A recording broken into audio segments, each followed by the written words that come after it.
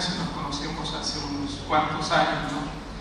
Tenemos intereses personales muy parecidos y bueno, creo que nos conocimos en la época en que yo estaba en la búsqueda de la numerología, ¿no? Porque hay una cosa que dejó en claro.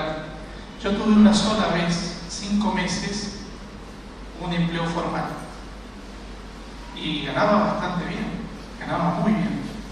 Trabajaba desde las 8 de la mañana a 1:30 de la tarde y en un momento determinado me preguntaron si quería seguir. Eso pasó en Iquique, en el norte de Chile, y dije que no era para mí, que yo no servía para tener horarios, que estaba todo bien, que me iba bien, que estaba conforme con todas las personas, pero que no iba a tener horarios. Y obviamente nunca más tuve horarios. Hace unos 30 y pico de años me vine a la Argentina y obviamente venir de un país estable, un país tan inestable como este, me llevó a tener saltos hacia arriba y saltos hacia abajo, ¿no?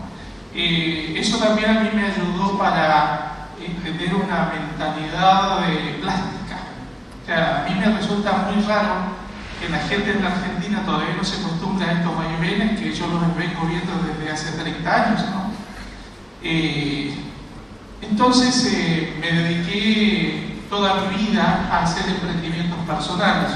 Algunos tuvieron determinado éxito, otros fueron unos completos fracasos. Pero aquellas personas que sabemos sobre emprendimiento sabemos perfectamente que el fracaso es parte del proceso. No es una cuestión ajena al proceso, o sea que se nos dé de una la primera que pensamos es muy complicado, prácticamente no existe. Yo le contaba a Juan que, por ejemplo, el lubricante ese que se conoce como WD-40, el número 40 está dado porque hubieron 39 fracasos anteriores y que el Forte es Forte porque todas las letras anteriores fueron fracasos. Pero surgió el Forte gracias a esos fracasos. El problema nuestro es que muchas veces no queremos entender que el fracaso es parte del proceso. Entonces, ¿qué es lo que sucede? Si nosotros no nos comenzamos a hacer algo con respecto al fracaso, o sea, a ver el fracaso como parte del proceso, va a llegar un instante, nos va a suceder lo que le pasa a la mayoría de la gente. Por temor al fracaso, comienza a tener temor a experimentar. Entonces, por las dudas, no hace nada y se queda donde está. Nos han sido pocas las veces que he pensado en esas épocas que no me ha ido bien en buscar un empleo común como toda la gente. Obviamente en mi entorno familiar también ha sucedido. Dice, ¿por qué no te dejas joder de conseguir un trabajo? Sin embargo, nos damos cuenta de que ese tipo de cosas siempre nos ponen en otra situación. Entonces, cuando uno encuentra, digámoslo así, la forma para vivir a través de sus emprendimientos, y estoy usando la palabra emprendimiento y no venta, porque vender y emprender son casi sinónimos. Si una persona quiere emprender y no sabe vender, que ni emprenda. Porque desde el día 1 en el emprendimiento tiene que comenzar a vender. O a vender ideas, o a vender proyectos, porque tiene que conseguir financiamiento, etc. Entonces tiene que vender. Además, la actividad humana está basada en la venta. Un chico, por ejemplo, haciendo un berrinche, está vendiendo. Vende. ¿Alguna vez vieron ustedes un nene haciendo un berrinche que no tuviera un ojo abierto? Hacen berrinche y miran. ¿Para qué? Para ver el impacto que generan en la madre, en la abuela, en el padre, etc. Para ver si realmente está sirviendo el berrinche que están haciendo. Si la persona no le da bolilla al berrinche, el chico cambia de estrategia, pero ya es venta. Entonces, vamos a hacer un pequeño recuento. Les comento, bueno, un poco soy yo y siempre me gustó esta foto porque fue al lugar más insólito que llegué a ir vendiendo. Es en Juneau, la capital de Alaska.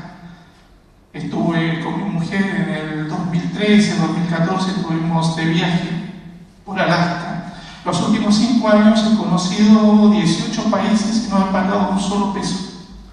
Todo ha sido fruto de ganarme vacaciones con esta empresa con la que trabajo. Entonces, dentro de esas vacaciones me ha permitido conocer Asia, me ha permitido ir 2 veces a Europa, el año pasado estuve viendo Fórmula 1 en Mónaco, etc.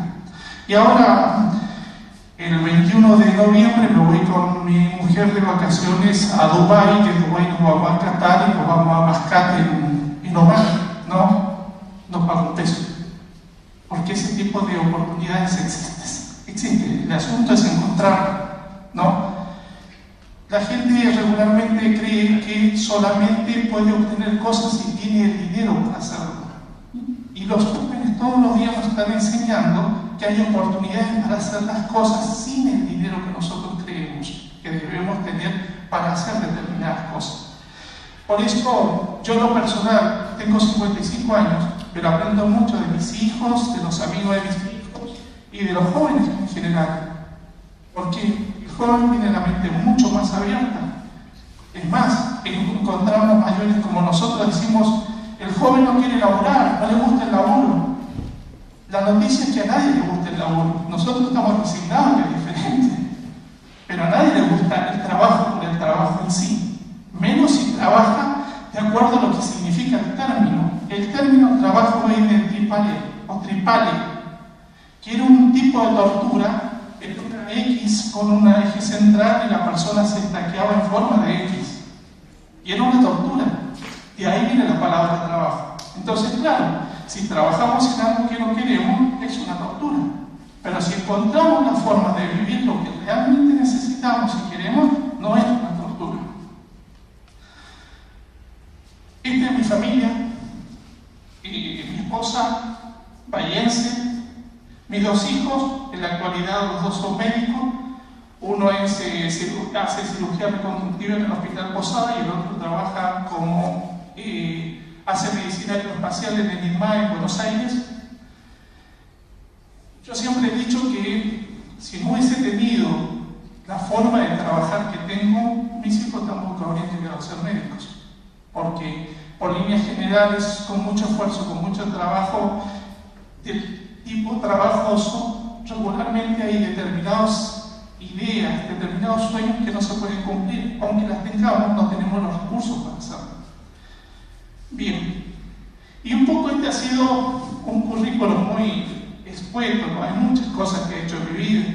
Por ejemplo, le contaba a Juan que me traía de Bahía Blanca. No sé si ustedes escucharon hablar de la bioconstrucción y de las casas de barro. En Bahía Blanca está permitido hacer casas de barro y hay final de obra para esas casas. La ordenanza para las casas de barro la hice yo. Estuve 3 años trabajando con el Consejo Deliberante, no trabajando, lo iba a molestar todos los días. ¿No? ¿Qué pasa con el proyecto? ¿Qué pasa con el proyecto? La sacamos por cansancio. Y Bahía Blanca fue el primer municipio en la provincia de Buenos Aires que tuvo ordenanza para bioconstrucción. Gracias a esa ordenanza, hoy tiene Villarino, Mar del Plata, Mendoza, Córdoba, ciertas zonas de Rosario, etcétera, etcétera. ¿Por qué hago este tipo de aclaraciones? Para hacer la ordenanza, lo que Córdoba no le, pero es lo que yo quería hacer. Y esa es una de las cosas que a nosotros nos permite cuando hacemos emprendimientos que nos gustan y de los cuales podemos vivir bien. Podemos hacer lo que nos gusta. Cuando nosotros trabajamos a disgusto, no tenemos tiempo para hacer lo que nos gusta. Y eso lo aprendí de mi padre. Yo tuve la oportunidad de estar casi un mes con él antes de que falleciera. Y mi papá me mostraba y me decía, mira, a mí me hubiera gustado hacer esto, me hubiera gustado hacer lo otro, me hubiera gustado hacer aquello, lo demás allá y todo lo demás. Entonces yo en ese momento dije, yo no voy a morir como mi papá. No voy a morir pensando en lo que pude haber hecho pudiéndolo hacer. Entonces tengo que buscar los elementos que me permitan hacerlo. ¿Cuánto tiempo tengo? No sé cuánto tiempo tengo, pero hay un hecho concreto. Si yo tengo 60 años y duermo 8 horas por día, significa que pasé 20 años acostado. Si yo trabajo 10 horas en un trabajo que no me gusta, estoy estoy casi 25 años en un lugar que detesto. ¿Se entiende? Entonces, ¿qué es lo que tengo que hacer? Buscar la forma de trabajar en un lugar donde yo no esté en un lugar que detesto.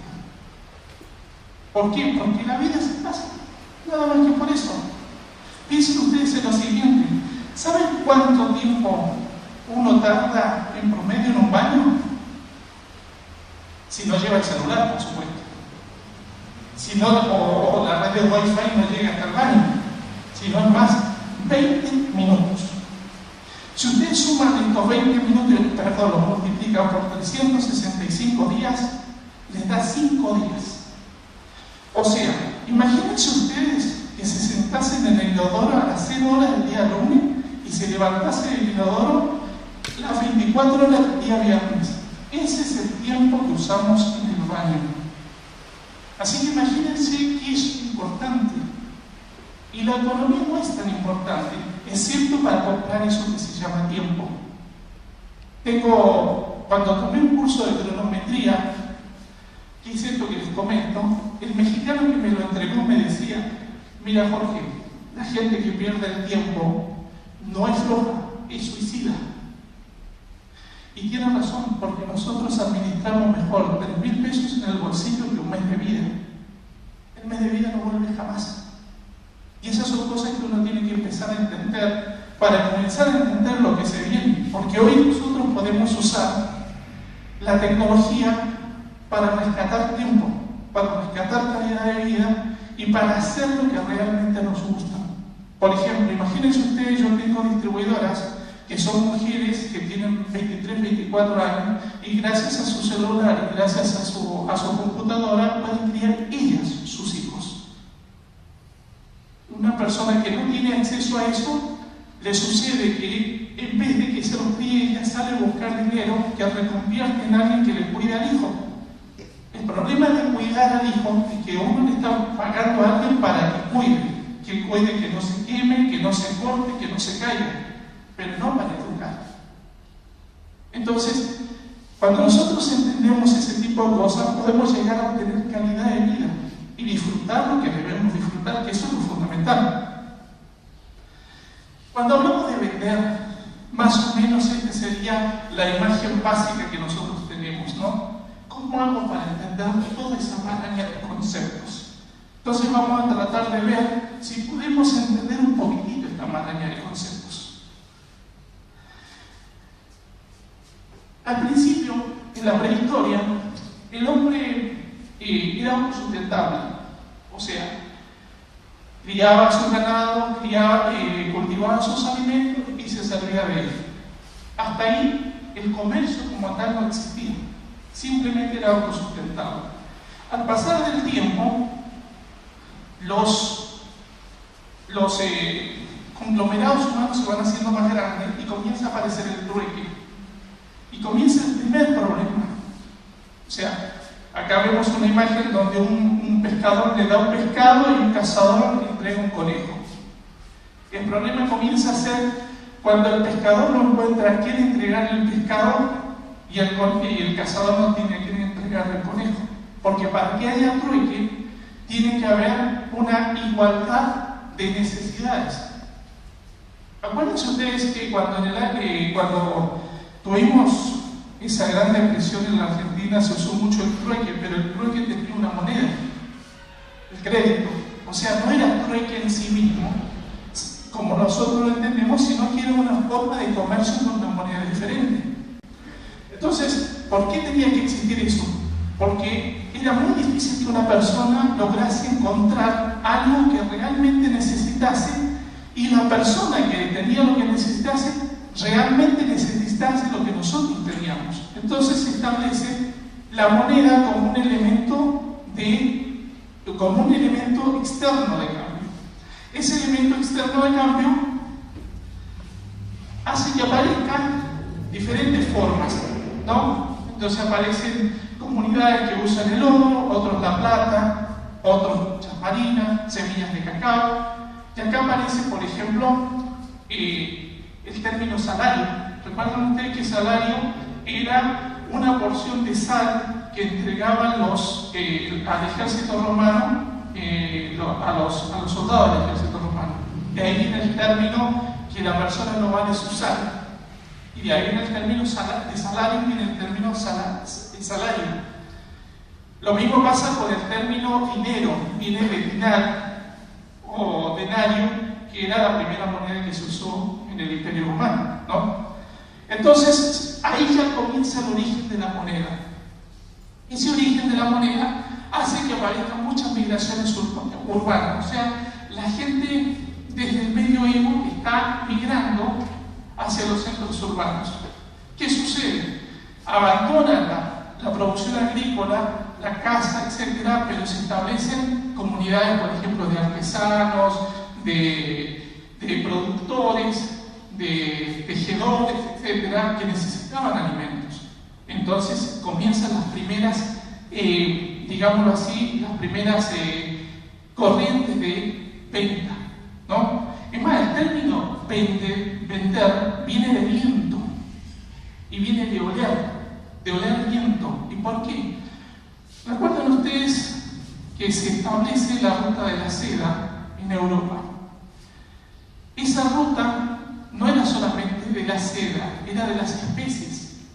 Regularmente lo que no se cuenta de la parte íntima del descubrimiento de América es que los reyes católicos ayudaron a Colón, pero no porque había Colón parado un huevo, sino porque Colón les ofrece tratar de llegar a las Indias por otra ruta que ellos pudieran controlar. O sea, establecer una segunda ruta de las especies, que luego se encuentran con el oro en Latinoamérica, etc. Esa es otra historia. Pero lo que buscaban los reyes católicos era otra ruta para llegar a Oriente. Y esa ruta no era para, podríamos decir, para llegar más rápido, era por una cuestión comercial. Entonces, ¿qué es lo que sucede?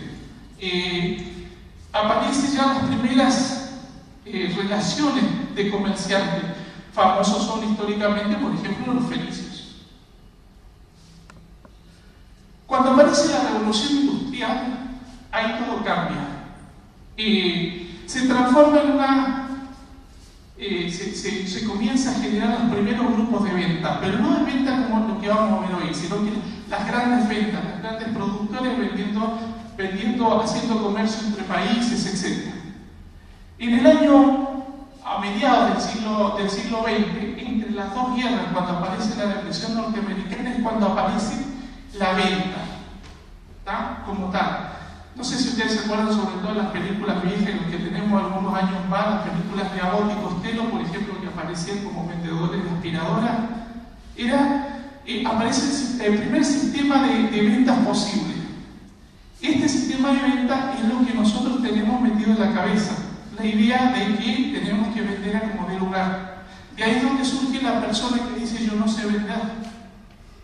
¿Por qué? Porque pensamos que para vender tenemos que coaccionar, para vender tenemos que convencer. Por ejemplo, el speech, tan común en la venta, ya tendió a desaparecer, no existe más el speech. El vendedor en esta época no tiene nada que ver con este vendedor, absolutamente nada que ver. Aquella persona, por ejemplo, que dice, si aparece un cliente y me pregunta tal cosa, ¿qué le contesto? En aquella época sí había eso, de buscar una respuesta de acuerdo a la pregunta que la persona hacía. Esa es la época de la coacción. Es ahí donde aparecen esos vendedores hasta asociados a animales carroñeros, ¿no? O sea, la idea del vendedor perro, como llama por ahí algún autor, el tiburón, como llama otro, el león, el ave de rapiña, etcétera, etcétera. ¿Y por qué? Porque ahí se dan cuenta las empresas, durante la guerra, se comienzan a dar cuenta de que tienen que comenzar a trabajar con el público final, no solamente con las distribuidoras.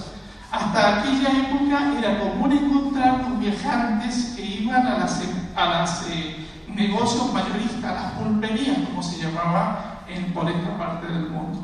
Entonces, en los 90 comienza a aparecer otra tendencia, que es la tendencia del marketing. ¿Qué significa esta tendencia del marketing? La tendencia del marketing significa empezar a ver lo que necesita el cliente. Es ahí cuando se le empieza a dar importancia, por ejemplo, al packaging, a las bolsas, a las cajas, etc. O sea, ustedes vean, por ejemplo, que hoy en día nos cuesta mirar hasta las cajas donde vienen los celulares. ¿Y por qué? Porque son bonitas. Entonces, ¿qué es lo que sucede? Aparece, por ejemplo, la idea de focalizarnos en el tipo de cliente que tenemos, las tendencias, los gustos, las costumbres, etc. Obviamente en esa época no había informática, por lo tanto era todo una cuestión de estrategia. También ahí la persona un poco tenía que saber vender, porque tenía que conocer el tipo de cliente, etc. Aparecen las primeras consultorías de marketing, etcétera, etcétera. Aparte en la época actual, los compradores son absolutamente diferentes al resto de la historia. Hoy en día no se habla de estrategias de venta, se habla de estrategias de compra. O sea, ¿qué es lo que ha evolucionado? ¿El vendedor? No, el que ha evolucionado es el comprador. Vean ustedes cuáles son sus características básicas. Ustedes quieren comprar algo, lo rastrean por internet, ven las condiciones, ven el precio, ven las prestaciones, etcétera, etcétera, y etcétera. Si ese elemento es despachado a través de una tienda, nosotros vamos y nos paramos y decimos, quiero eso. Y el vendedor dice, no, ¿por qué no? Quiero eso. Ya sé lo que me vas a querer vender, pero yo quiero eso. O sea, el vendedor está educado. ¿Por qué está educado? Porque las redes sociales lo educaron. El conocimiento ahora ya dejó de ser vertical en todos los órdenes, incluyendo en la compra y en la venta, ya es horizontal. Entonces, regularmente sucede que el comprador conoce más prestaciones del artículo que el vendedor. ¿Por qué? Porque el comprador viene estudiando el artículo meses antes, a veces juntando el dinero. Y lo mira, y lo recontramira, y se fija en las prestaciones, consulta con un amigo, el amigo le dice, no, fíjate en este otro que puede ser mejor para vos, etcétera, etcétera, etcétera. Entonces, cuando la persona va a comprar, el vendedor actúa prácticamente como un despachante. Nosotros, por ejemplo, una de las cosas que tenemos que entender es que ya, gracias a las redes sociales, no existen más los secretos. No existen. Es absurdo tener un secreto. ¿Por qué es absurdo tener un secreto? Porque lo encuentro. Es como las buenas ideas. Tengo una buena idea que no me la copien. Nadie se la va a copiar. Nadie. ¿Por qué? Porque hay demasiadas buenas ideas dando vuelta. Un día me dice una persona, Jorge, ¿vos qué estás metido en esto? ¿No te interesaría vender algo interesante? Yo le digo, ¿qué puede ser? No, quiero primero tu compromiso de que lo vas a vender y después te digo aquí. Ni loco. ¿Cómo le voy a decir que sí a lo que no sé? ¿Cómo un comprador va a comprar algo a caja cerrada? Ya no existe más eso. Entonces, ¿qué pasa? Cuando nosotros empezamos a hablar de ventas, tenemos que hablar de tendencias de compras, no de tendencias de venta. ¿Cómo es el comprador? ¿Y qué es lo que buscamos? Lo primero que tenemos que entender es que el que vende, lo que vende es una necesidad del comprador. ¿Ah? O sea, me tengo que fijar cuál es la necesidad para satisfacer esa necesidad. Así se establece lo que vamos a ver más adelante, que son los nichos. ¿Cuál es la necesidad? ¿Qué necesidad hay? ¿Cómo puedo suplir esa necesidad? Y obviamente, cuando nosotros suplimos la necesidad, se establece, obviamente, la transferencia, que es justamente el pago por satisfacer esa necesidad. ¿Por qué? Porque en esta época lo que más se vende son servicios, no objetos. ¿Y por qué no se venden objetos? Es fácil, se llama Made in China. Es simple. ¿Qué hacen todas las empresas? Se van a China y compran. ¿Qué hacen los retail, por ejemplo, las cadenas en el supermercado? Buscan proveedores que pueden estar en China o pueden estar en Torrey, no me interesa.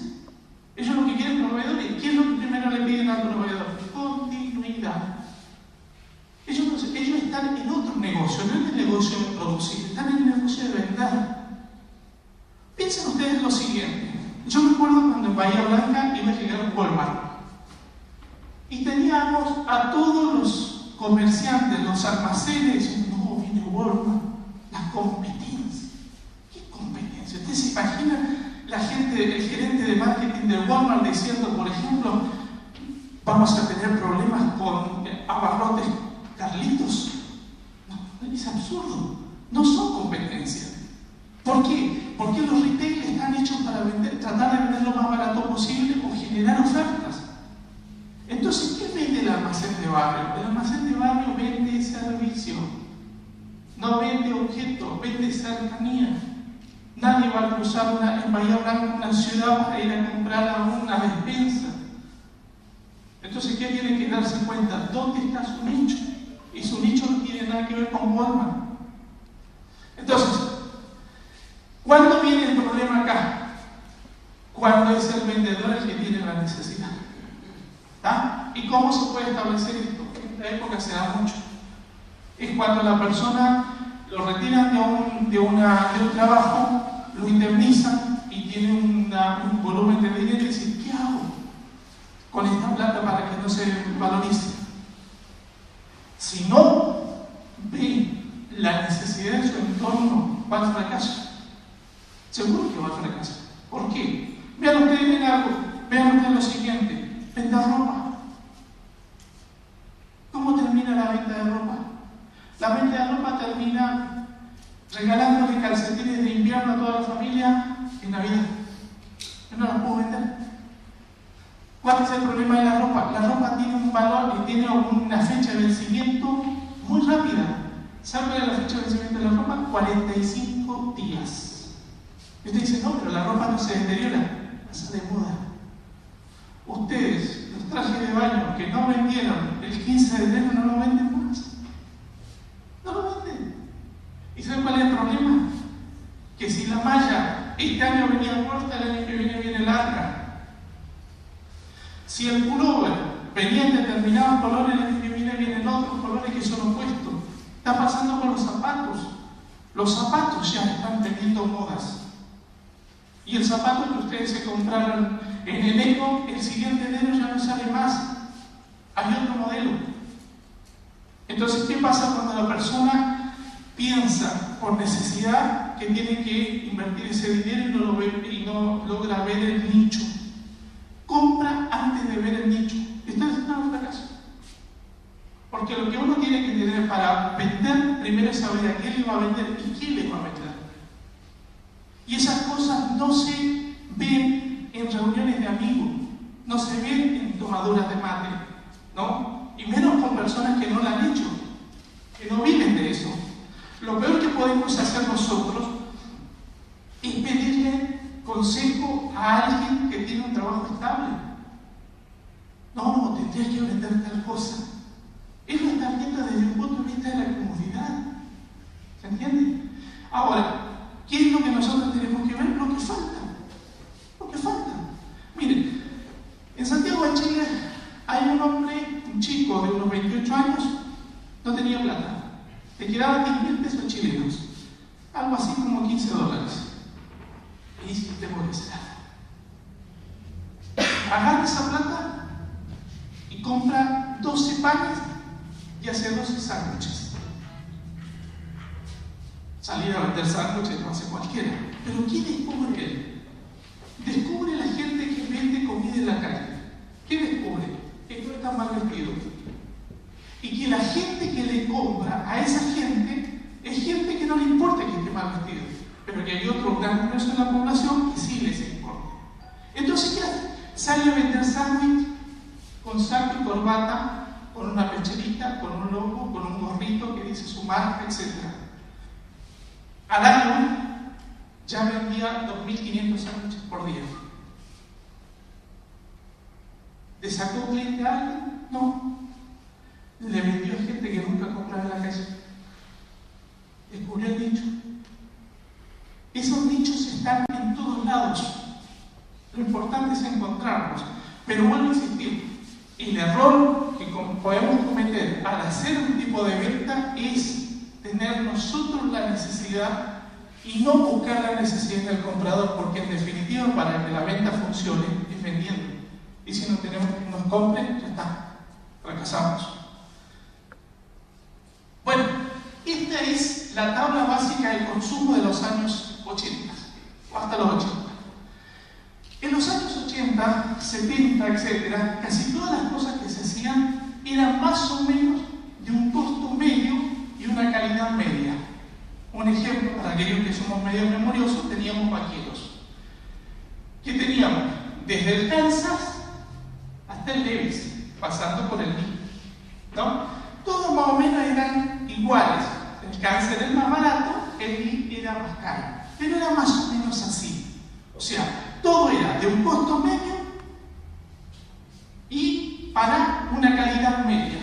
Para los lados había, pero no era ese el desarrollo que había. ¿No? Había cosas más caras y había cosas más baratas. Pero regularmente la masa compraba eso. La gente de clase media compraba eso.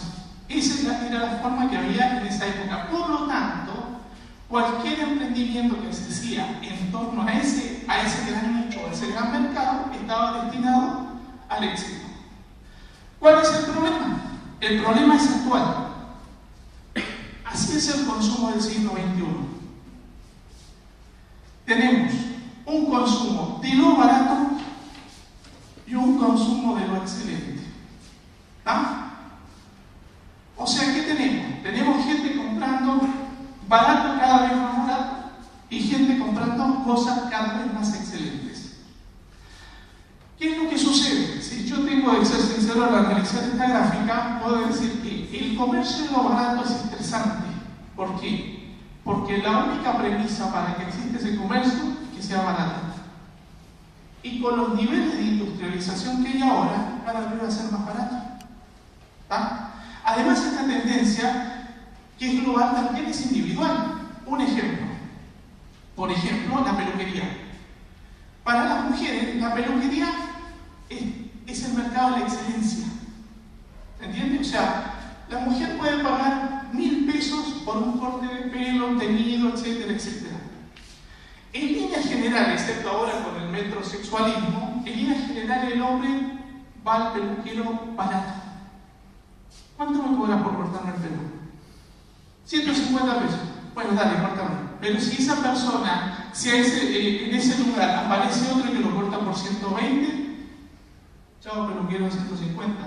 En el caso de la mujer no. En el caso de la mujer, si no le quemó el pelo con la textura, no cambia de peluquero. Al mes siguiente le dice, mira, tengo que subir, ¿viste cómo subió el dólar? ¿Cómo que subió cuánto? 250 pesos más. Bueno, dale. Es excelente, es el mercado. ¿Se entiende? Y nosotros justamente hacemos eso. Vean usted, por ejemplo, una fiambrería. Entra una persona a la fiambrería y dice, quiero mortadela, fadea. ¿Ah? ¿Quiere mortadela, fadea? No, mirá, tengo esta otra que vino a fadea. Dije, ¿tenés? Sí. No, pero es cara. Fadea. A esa misma despensa llega otra persona y dice, ¿tiene mortadela? Sí. Tengo esta que sale 20 pesos los 100 gramos y tengo esta de oferta que sale 12 pesos los 100 gramos. Ah, dame la de 12 pesos. Esa persona compra barato. El día que aparezca una despensa que lo ponga a 10, se va con esa gente, porque lo que busca es precio. Entonces, por ejemplo, ¿cuál es la técnica acá? Los nichos no se establecen en torno a lo barato, los nichos se establecen en torno a lo excelente. O sea, si nosotros queremos vender ropa barata, vamos a vender, pero vamos a vender. ¿Tá? ¿Hasta cuándo vamos a vender? Hasta que aparezca otro que vende ropa más barata. O de la misma calidad, de la misma, una calidad un poco mejor, al mismo precio que nuestro. Se termina el negocio. Cuando uno va al mercado de lo excelente, lo que va generando son nichos y la parte más importante de la venta. En esta época, lo importante no es vender. En esta época, lo importante es fidelizar clientes. ¿Qué significa eso?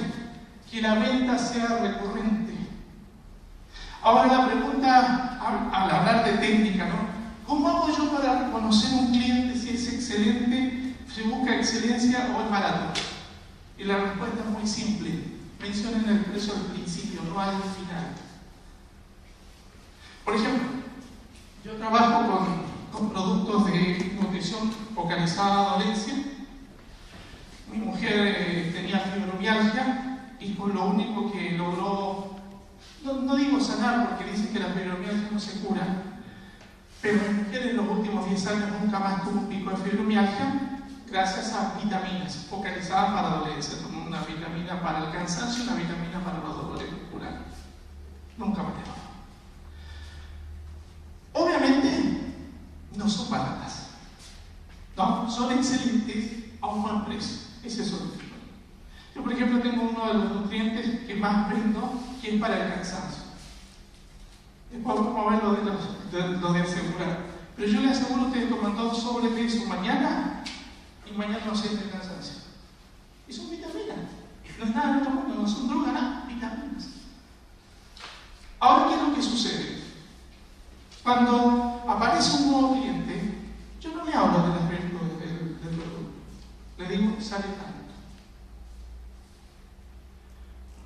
Y, por ejemplo, esa tampoco es tanto. Por ejemplo, una caja de 30 sobres de ese complejo vitamínico para el cansancio sale 630 pesos. Pero lo primero que veo, mira, la caja sale 630 pesos. Si la persona dice, bueno, pero ¿qué tiene? ¿Qué hace? Ahí sigo. ¿Por qué?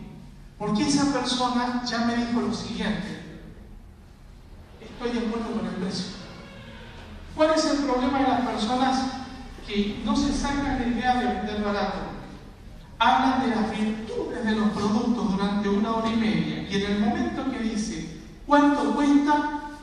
La persona dice, bueno, voy a ver. Perdió 1 hora y media de su tiempo.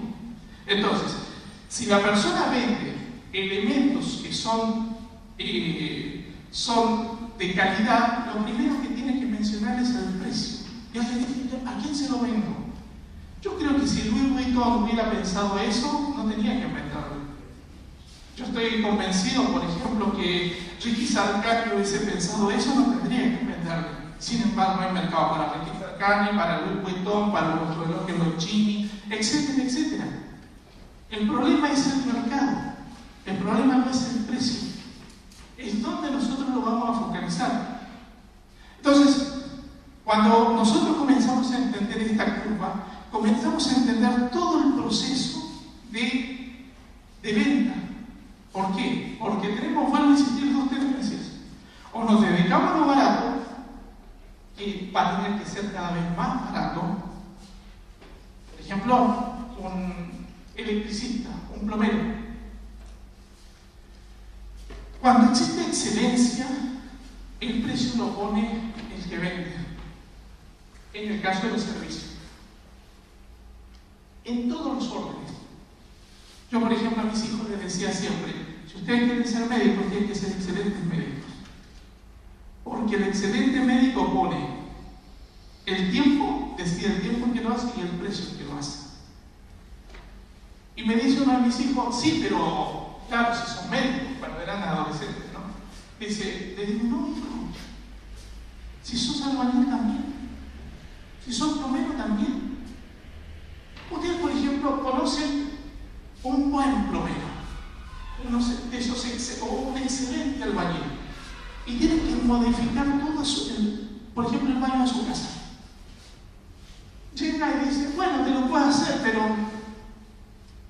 te doy un turno para marzo del año que viene.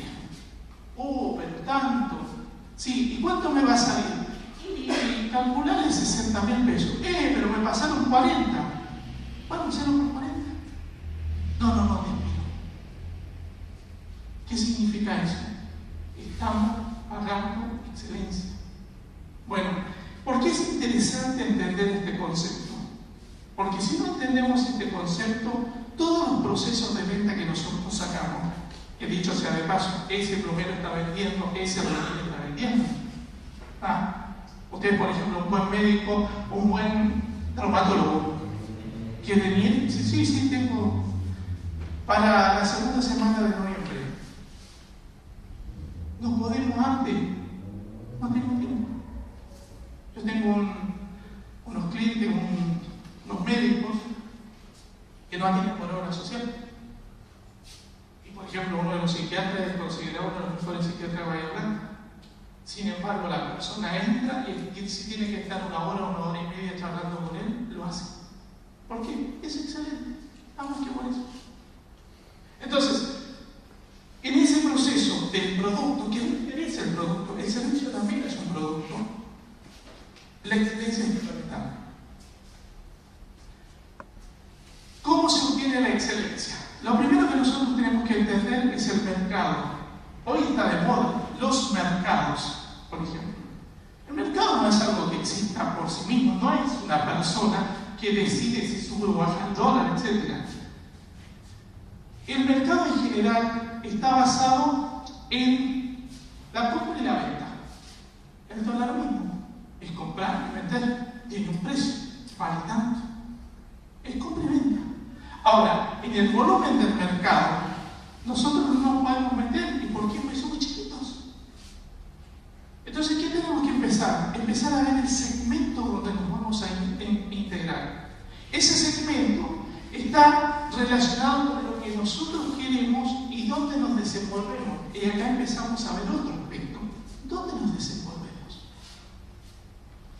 Obviamente, que si nosotros hacemos esa pregunta en los años 80 y 90, podríamos decir en Coronel Dorrego. Si hacemos esta pregunta hoy, en el mundo.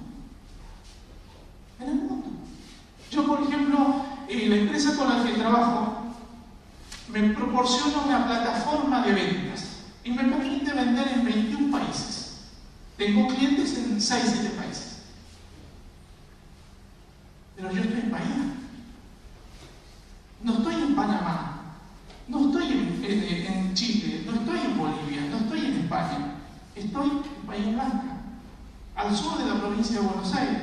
Que más, cada vez que digo dónde estoy, le tengo que mandar una imagen de Google Maps para que se enteren dónde estoy. Porque para las personas, imagínense tú con español, ¿qué es Bahía Blanca? No existe. Ahora la pregunta concreta es, que exista o no exista Bahía Blanca, teniendo internet, teniendo las redes sociales, teniendo toda una forma de manejo, ¿interesa? No tiene ningún interés. Entonces, lo otro que tenemos que ver es qué nicho vamos a usar. ¿Qué vamos a vender? ¿Qué queremos vender? Lo que queremos vender, ¿qué servicio tiene?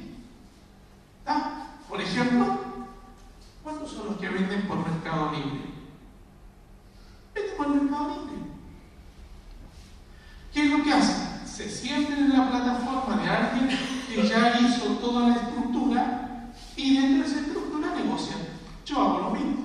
Yo me siento en la estructura de OmniLife y hago mi negocio. Entonces, ¿qué necesito por ejemplo, para vender por Mercado Libre? Prácticamente una cuenta. Y la otra cosa interesante, ser intachable. ¿Por qué? Porque ya a estas alturas, como le llama comúnmente el piripipí, no existe más. Hoy las mentiras no tienen patas cortas, no tienen patas directamente. Ustedes mienten a las 10 de la mañana y 10:30 le están diciendo que están mintiendo. ¿Y por qué? Porque nos permite Internet hacer eso. ¿Y cuál es el asunto? Que cuando nosotros entramos en ese nicho, lo que tenemos que comenzar a hacer es alimentar ese nicho para que ese nicho sea nuestro. Que esa es la parte más interesante. ¿Y qué necesitamos para alimentar ese nicho? Confianza, conocimiento, atención. Básicamente, si ustedes ponen, por ejemplo, OmniLife Bahía Blanca, que es la empresa con la que trabajo, aparece mi Facebook. Lo primero que les aparece, y mi Facebook no dice OmniLife Bahía Blanca, dice Jorge Matías Paso. ¿Por qué? Porque me dedico permanentemente a estar alimentándola. ¿Por qué? Porque es mi negocio. ¿Y por qué es mi negocio? Porque hay personas, por ejemplo, que vieron un video de YouTube de México y dicen, ¿no hablas de esto en Bahía Blanca?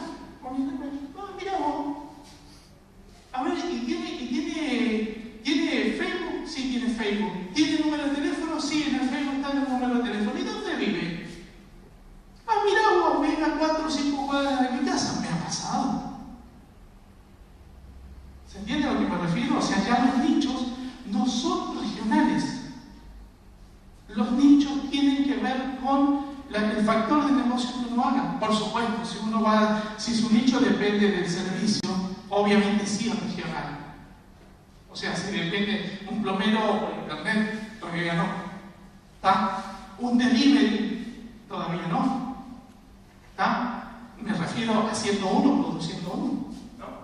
Pero sí, todo lo que sea servicio del misterio, eso sí. O la venta, por encargo de otro, sí. Sí se puede. Para esto, una de las cosas que nosotros debemos usar es la fórmula AIDA. La fórmula AIDA es básicamente lo que nosotros, cómo tenemos que estructurar la venta.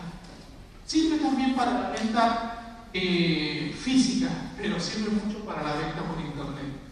¿Por qué tiene? Porque obviamente son siglas. Amén. La primera parte de la fórmula dice atención. Nosotros tenemos que tratar de llamar la atención. Vean ustedes, llamar la atención es algo muy subjetivo. Por ejemplo, las fotos de Instagram de una modelo es una forma de llamar la atención. Lo que la gente todavía les cuesta entender todavía es que están mintiendo.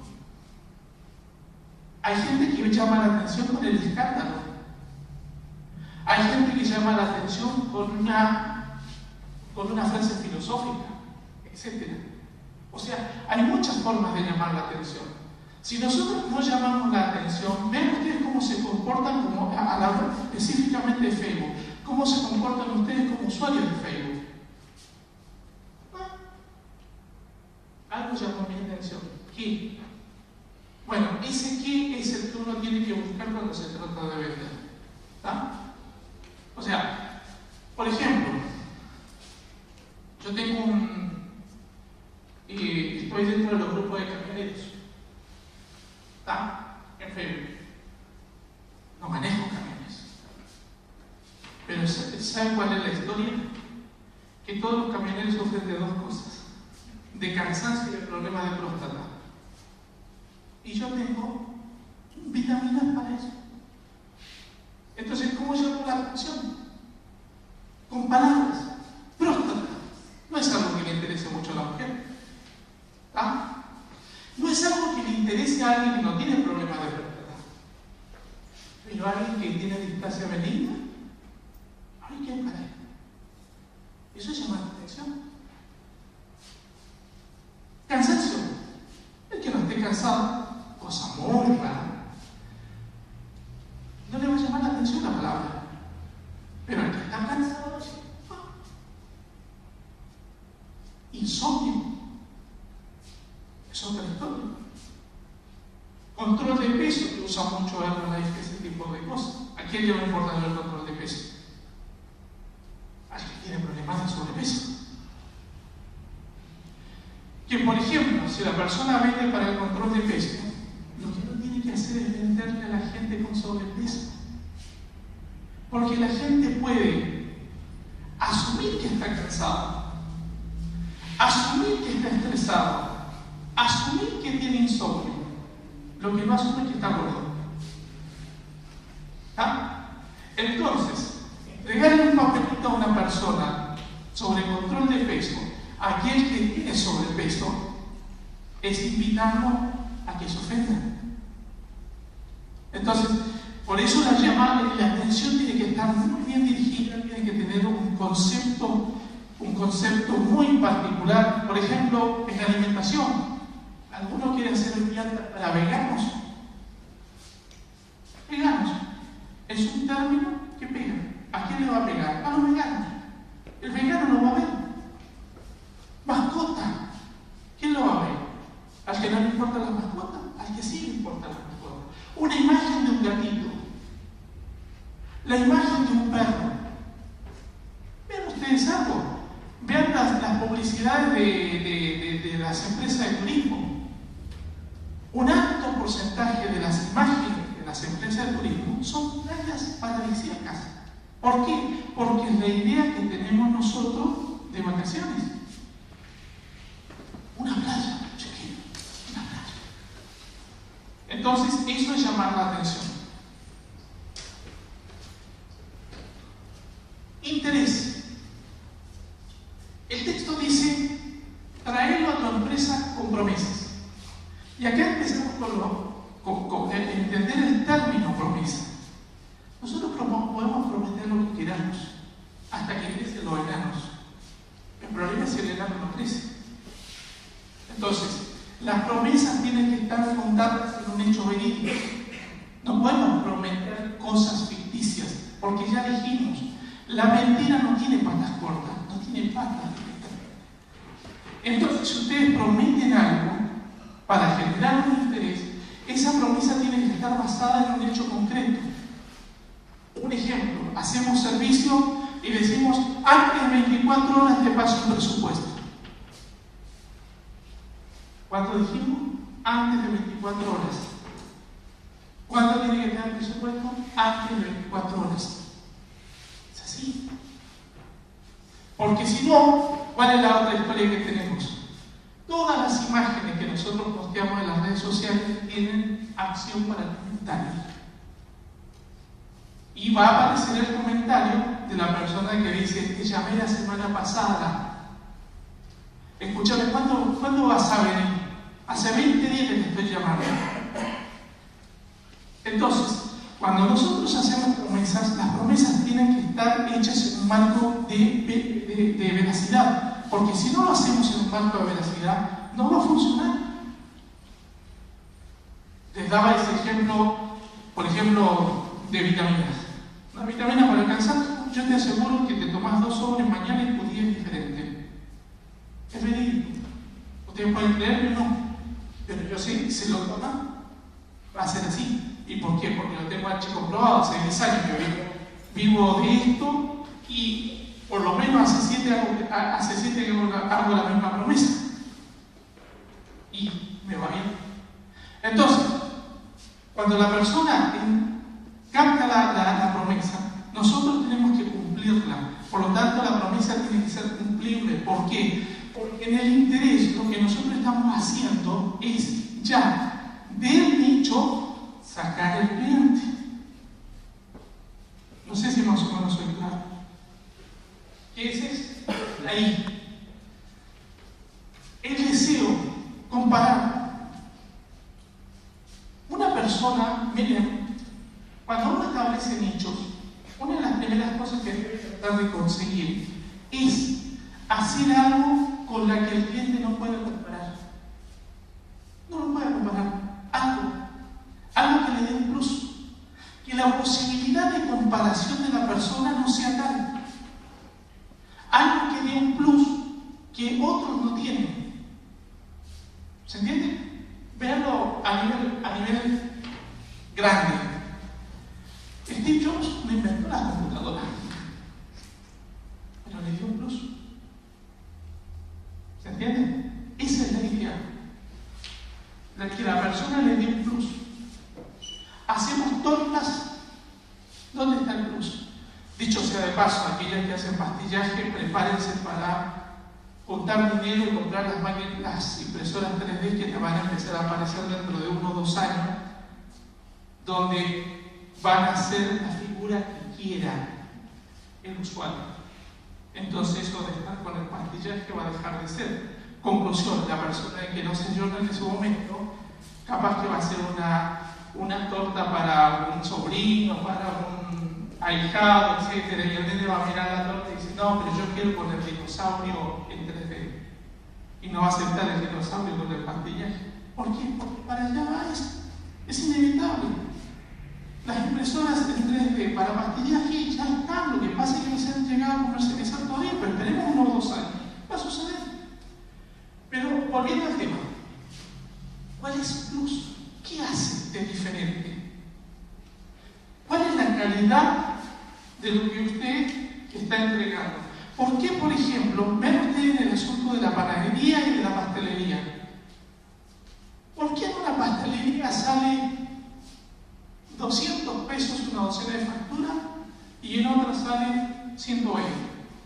¿Por qué la gente va a la de 200? Por el plus. Por el plus. ¿Por qué, por ejemplo, en Bahía Blanca, regularmente está Jauja, Le Pont, París? Son las mejores heladerías y las más caras. ¿Por qué la gente no va a Seitú y compra 5 kilos de lo que le sale 1 kilo en esta zona de heladería? ¿Por la calidad? A eso me refiero con eso. Cuando la persona, por eso es tan importante que nosotros tratemos de hacer algo que sea incomparable, porque es el gran argumento nuestro, es incomparable. Vos me lo pedís, yo te aseguro que en 72 horas lo más está en la puerta de tu casa, si es de otro lugar. Sí, porque yo pedí un producto y me tardaron o no me llegaron. No, yo te aseguro eso. Y si no, te devuelvo el dinero. Ya hay un plus. Ya hay algo que hace que esto sea muy diferente a lo que me habían ofrecido antes o con lo que yo pueda comparar. Y por último, la acción, el momento de la conversión. O sea, el momento en que nuestro cliente se transformó, o sea, la persona concretó la venta. Pero hay un hecho concreto, ese es el instante en que empieza nuestra labor. ¿Por qué? Porque el problema no es vender, el problema es fidelizar clientes, que es lo que nosotros necesitamos. Yo tengo clientes de hace 7 años. 7 años. Todos los meses compro algún producto. Todos los meses. Entonces, ¿qué es lo que yo necesito? Fidelizar a mis clientes. ¿Cómo? Tengo que usar muchas herramientas. Ejemplo, yo me levanto a la mañana y lo primero que hago es abrir mi celular y, porque vieron ustedes las personas que no están muy metidas en Facebook, cuando uno les manda feliz cumpleaños y ponen abajo, qué bueno que te acordaste, y uno dice, qué bueno que existe Facebook. Bueno, lo primero que hago es mandarle un saludo de feliz cumpleaños a todos los que son mis amigos en Facebook que cumplen años ese día. Permite 2 interacciones. Primero, la persona siente comunicación con nosotros. Y segundo, abres el Facebook para que no se te cierren 15 o 20 personas solamente, de las cuales le posteo permanentemente. ¿Cuánto te sale eso? Nada. Te sale 5 minutos todas las mañanas para hacer ese tipo de atención. ¿De dónde aprendí eso? Eso lo aprendí cuando trabajé en una compañía de seguros. El organizador que tenía, obviamente estoy hablando, fue uno me parece que fue el segundo trabajo que tuve en la Argentina. Era un descendiente de griego. Y él tenía un fichero, tenía todos sus clientes y tenía las fechas de cumpleaños de todas las esposas de sus clientes. Y todas las mañanas llegaba, agarraba a la secretaria, que era la hija, y decía, fulana, ¿quién está de cumpleaños hoy? La hija venía con 3 fichas. Agarraba el teléfono, llamaba a una florería y le mandaba flores para el cumpleaños. Entonces yo le preguntaba, porque en esa época yo también tenía esa costumbre de pensar en el costo. Es una inversión las flores. Entonces me dice, mira, regularmente el que contrata el seguro es el hombre. Regularmente. Cuando vos les haces atención a las mujeres, el hombre siempre busca costos en esto. Y si aparece alguien tentándolo con un costo diferente, él va a tener que pensar no solamente en cambiarse, sino en explicarle a la mujer por qué se cambió. Porque ella tiene una relación conmigo. Conclusión, deja tranquila a la mujer y sigue conmigo como cliente. Bueno, eso es mucho más fácil de hacer ahora porque tenemos Facebook, por ejemplo. Lo queremos ayornar más, tomemos la agenda de Facebook y usémosla con el WhatsApp y mandémosle la felicitación de cumpleaños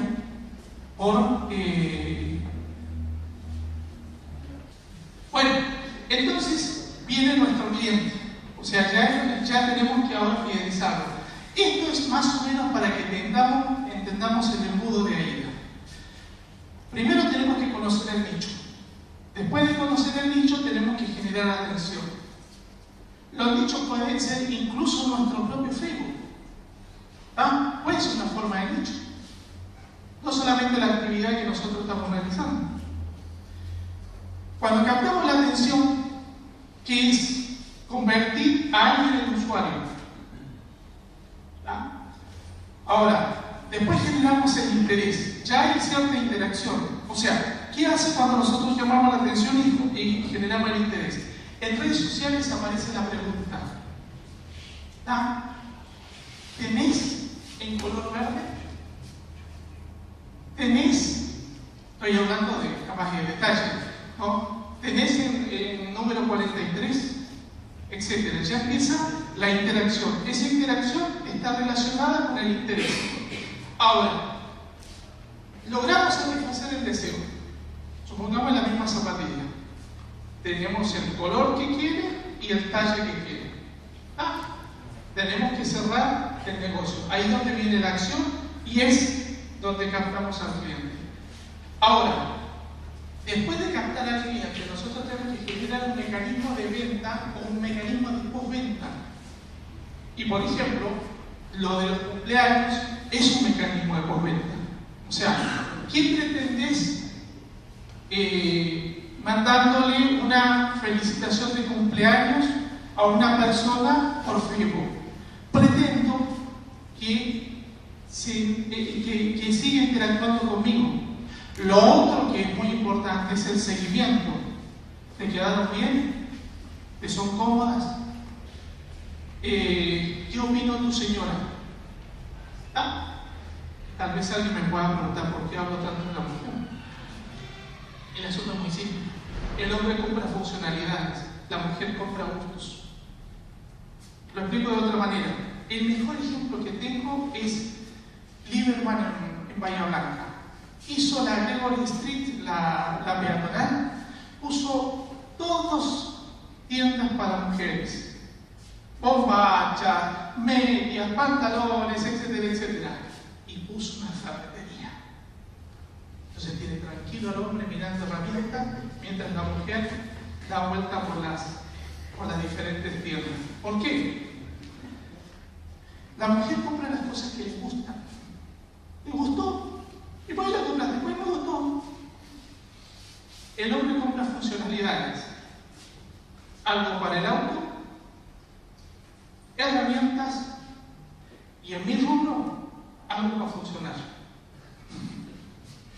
Es más, te digo, yo de los varones, de los clientes varones que tengo, muchos los trajo la mujer.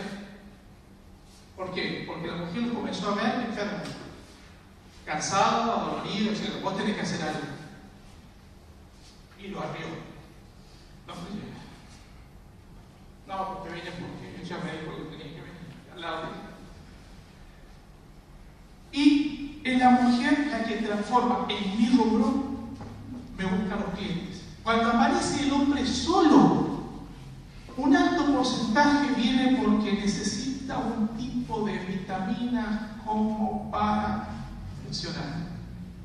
¿Ah? ¿Por qué? Porque sigue comprando funcionalidades. ¿Se entiende?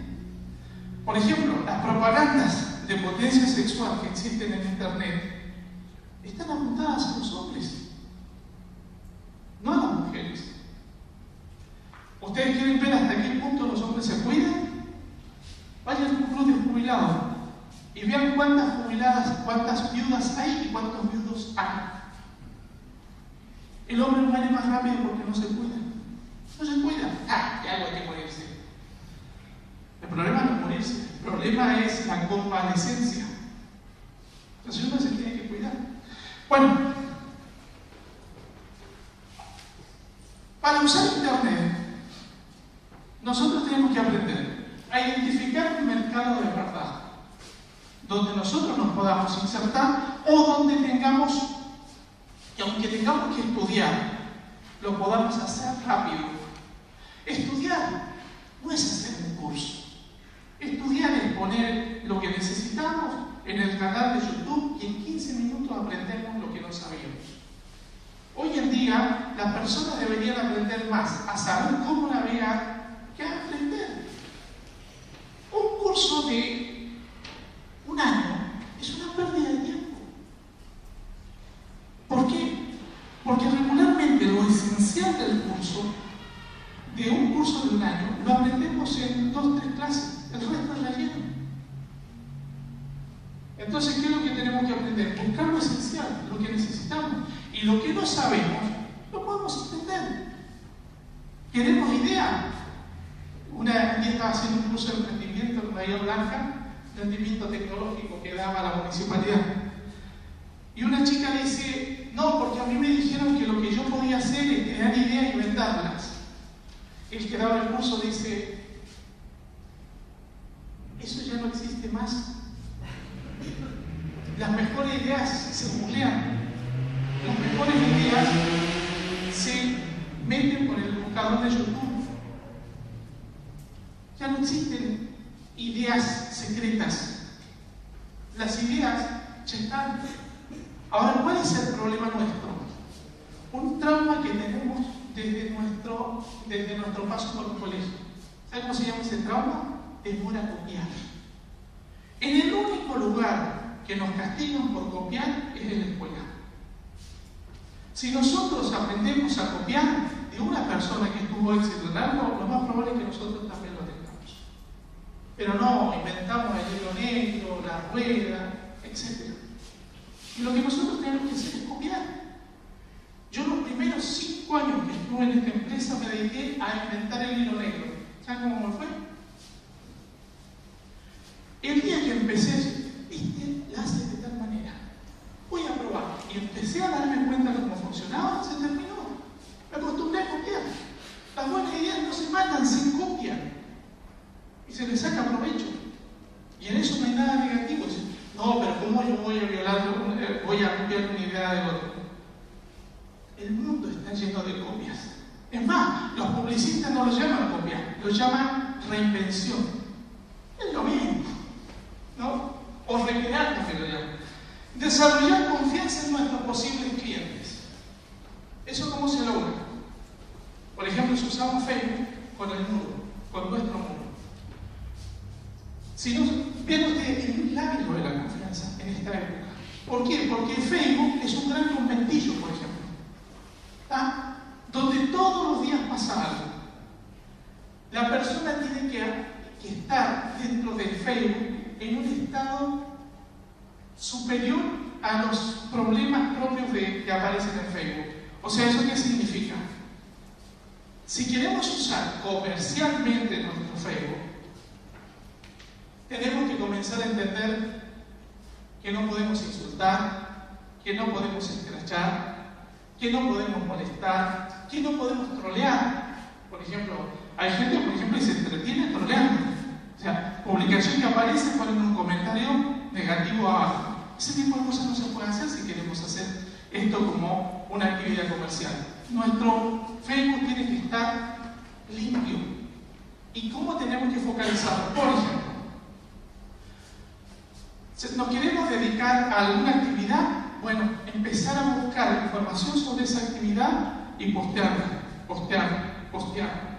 ¿Hasta qué punto? Hasta el punto que nosotros de una u otra manera seamos referentes de esa actividad. Entonces, ¿saben qué va a suceder? La persona nos va a tener confianza per se.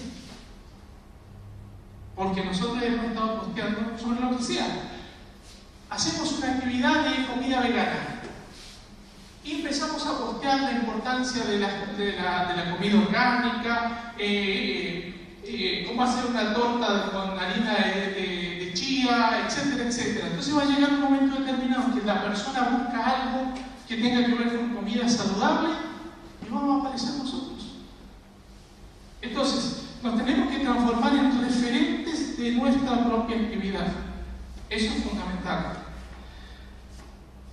Tenemos que demostrar la autoridad sobre el dicho y eso obviamente se obtiene a través de la información. Les comento algo. Yo les comentaba que en un momento determinado a mí me había interesado la bioconstrucción. Entonces, llevé a Bahía Blanca al referente máximo de la bioconstrucción en Argentina, que es Jorge Velasco, con K, ponen Velasco con Velasco en K en internet y les aparece él inmediatamente, por el único Velasco pareciera que hay en internet. Es la persona que más sabe sobre construcción de barrio. Obviamente lo llevé a Bahía Blanca, después me dediqué a traer otros cursos más, armé la ordenanza. Es más, me invitaron a exponer a congresos internacionales con respecto a la ordenanza. Y, por ejemplo, ustedes quieren información sobre bioconstrucción, empiezan a buscar donde busquen, van a llegar a mí. De una u otra manera le van a hablar de mí. Porque en ese momento yo me transformé en el referente de la bioconstrucción. ¿Saben cuál es la cosa interesante? Yo no tengo barro en las uñas. Yo me dediqué simplemente en un momento a proyectar una necesidad que yo considero casi espiritual. La idea de que el impacto habitacional de la gente pudiese ser mucho más barato y la idea de que el impacto que provoca el cemento, la producción del cemento sobre el planeta no fuese tanto. Eso fue lo que me motivó. Y llegó un instante en que en Bahía Blanca me transformé en el referente de la bioconstrucción. Y es interesante porque yo no soy arquitecto, yo no soy ingeniero, tengo un título de técnico electrónico que si se me echa a perder la radio o lo que sea la mando a arreglar, pero estoy absolutamente desactualizado. Ya no tengo nada. ¿Cómo me puedo convertir en referente de eso? Porque la referencia hoy en día no tiene mucho que ver con los títulos, tiene que ver con las actividades. Presentar tu oferta o la oferta de tercero. Bueno, yo trabajo con oferta de tercero. Tercero es una empresa. ¿Qué oferta? ¿Qué oferta? ¿Hago herrería? Tengo que buscar un elemento con el que yo me pueda relacionar. ¿Hago rejas? Pongo la oferta del metro cuadrado de reja. ¿Ah? Esa oferta del metro cuadrado de reja funciona como la oferta de cualquier comercio. Ustedes ven en un comercio, por ejemplo, una carnicería, dice, kilo de asado, 120 pesos. Mirá qué barato está el kilo. Nos muestran el asado y dicen, no, pero este vale, no tenemos lo mejor, sí, pero este vale 200, pero ya entraste. ¿Se entiende? O sea, en este caso, la oferta sirve para que la persona se genere interés y podamos interactuar con ella. Y automatizar los procesos de venta y tratar de apalancar el modelo. O sea, lo que sirve, se sigue haciendo. O sea, uno de los mayores problemas que tiene la gente cuando emprende es inventar sobre lo inventado. ¿Te sirvió? Seguir usando. ¿Hasta cuándo? Hasta que no sirva más. Pero mientras sigo usando, lo que sea, un banner, una imagen, etcétera, etcétera. Y con esto hemos concluido nuestra charla. Espero no haber sido tan pesada. Si hay alguien que tenga alguna pregunta que quiera hacer, pueda responder.